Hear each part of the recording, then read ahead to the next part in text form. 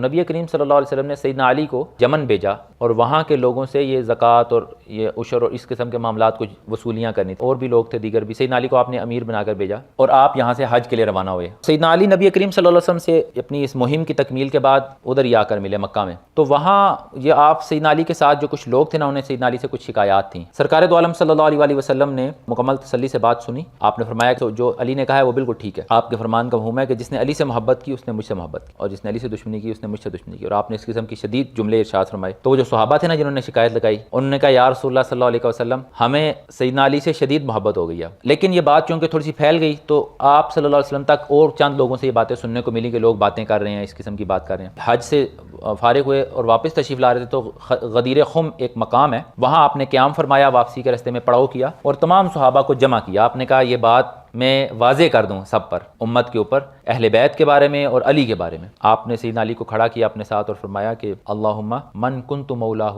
فعلی مولا، اے اللہ جس کا میں مولا ہوں نا یہ علی اس کا مولا ہے۔ اور پھر آپ نے فرمایا اے اللہ جو اس کو اپنا مولا قرار دے، جو اس سے محبت کرے تو اس سے محبت کر، جو اس سے دشمنی کرے تو بھی اس کا دشمن ہو جا، تو بھی اس سے دشمنی۔ یہ آپ صلی اللہ علیہ وسلم نے سیدنا علی کے لیے دعا مانگی۔ سیدنا عمر سب سے پہلے مبارکباد نے دی، ہنیئن، مبارک ہو علی، آج سے آپ میرے بھی مولا ہیں اور سارے مومنین کے بھی مولا ہیں۔ سب سے پہلی مبارک سیدنا عمر نے دی۔ یہ شان نبی کریم علیہ الصلوۃ والتسلیم نے سیدنا علی رضی اللہ تعالیٰ عنہ کو عطا فرمائی۔